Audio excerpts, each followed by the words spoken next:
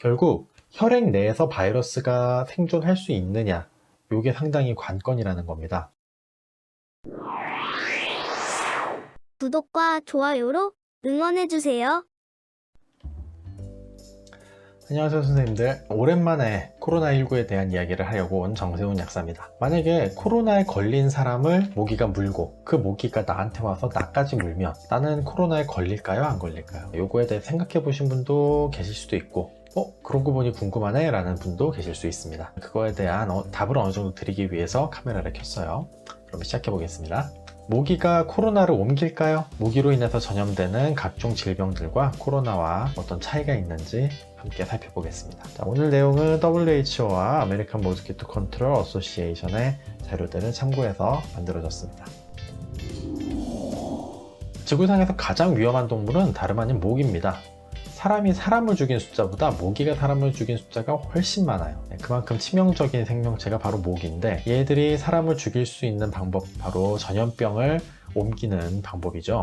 자, 첫 번째로 말라리아가 있습니다. 말라리아는 뒤에 소개드릴 다른 병들과 좀 원천적으로 다른 부분이 있어요. 뒤에 소개드릴 병들은 바이러스가 원인균이고, 이거는 원충입니다. 플라스모디움이라는 작은 미생물이 병을 옮기는 거예요. 자, 모기 안에서 우리 몸 안으로 이제 포자수차가 들어오면 감염이 돼서 간에서 또 증식하고 적혈구를 침략해서 또 증식 발병합니다. 자, 결과적으로 이게 다시 모기로 흘러 들어갈 수 있고 계속 전염을 일으킬 수가 있다는 거죠. 이게 바로 말라리아 원인 플라스모디움의 생태인데, 어쨌든 얘들은 바이러스보다 훨씬 커요.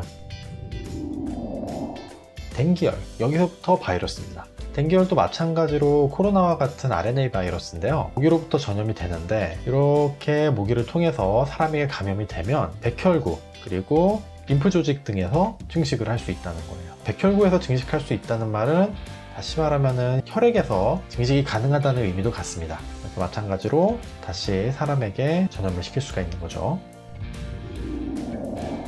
다음은 지카 바이러스입니다. 지카 바이러스도 한때 남미에서 크게 유행을 해서 많은 임산부들을 불안하게 만들었었죠.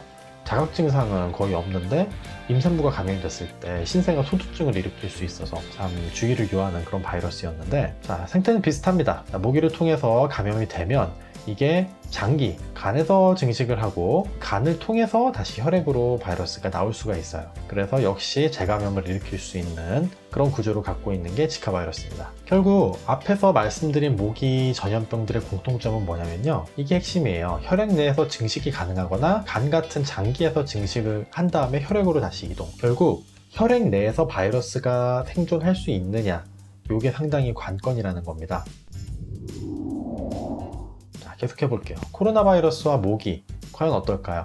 코로나 바이러스는 호흡기 바이러스라서 비말 감염 형태를 띠죠. 모두 알고 계신 사실이에요. 감염된 사람들의 폐와 호흡기 내에 거의 독점적으로 포함이 되어 있습니다. 혈액에는 많이 들어가진 않아요. 물론 아예 들어가지 않는 건 아닙니다. 들어가긴 하니까 혈액 검사를 통해서 PCR 돌려서 바이러스 검사를 진행하기도 하잖아요. 하는 문제는 바이러스가 포함된 혈액을 얘가 먹었다고 하더라도 물린 찰나에 충분한 양의 바이러스가 섭취가 돼야 돼요, 일단. 그리고 모기도 어쨌든 소화 과정을 거치지 않습니까? 자, 식도 타고 들어가서 중장, 후장 쭉 소화관이 있는데, 소화 과정을 바이러스가 견뎌야 돼요. 그리고 모기 내에서 복제가 되어서 최종적으로 다시 타액선으로 이동을 해야 됩니다. 침샘 보이죠? 이런 복잡한 과정에서 바이러스가 살아남아서 다시금 뿜어져 나와야지 감염이 일어나는 건데, 인간과 모기가 유전적으로 매우 다르기 때문에 이게 사실 거의 불가능하다고 합니다. 코로나 바이러스는 앞에 바이러스들과 다르게 혈액 내에서의 생존 능력도 그렇게 뛰어나지 않고, 모기를 감염시켜서 모기 내에서 증식할 수 있는 것도 아니라는 거죠. 1년 내내 모기가 있다시피 하는 이런 남미 쪽이라든가 동남아시아 쪽에서 상당히 병이 전파가 됐음에도 불구하고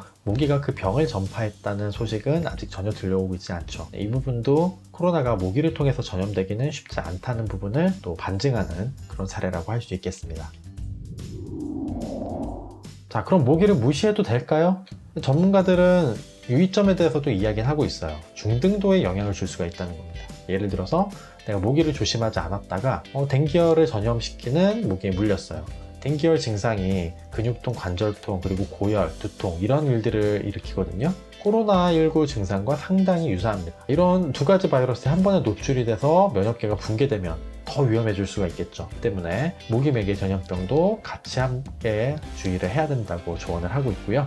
자, 정리를 해보면 모기로 인해 전염되는 다른 병들과 달리 코로나19는 모기로 옮기긴 어렵고 현재로서는 그런 사례가 보고된 바도 없습니다. 다만 모기 전염병이 혹시라도 코로나19에 걸렸을 때 그 중등도에 영향을 미칠 수가 있고 호흡기든 어떤 만성질환이든 기저질환이 있는 경우 사망률도 훨씬 높았기 때문에 그래도 주의할 필요는 있다. 이런 부분들 신경하시면 되겠어요. 오늘 영상이 흥미롭거나 도움이 되었다면 좋아요, 구독 버튼 많이 부탁드릴게요. 감사합니다. 혹시 정세훈 약사에게 궁금하신 점이 있으신가요? 유튜브 댓글을 통해서도 문의를 하실 수 있고 제가 가능한 선에서 답변을 드리고 있지만 공개 댓글만 가능한 곳이다 보니 아무래도 상담에 한계가 있습니다. 영상 설명에 있는 다양한 경로들을 이용해서 문의가 가능합니다. 지금 영상 정보를 클릭해 보세요. 감사합니다.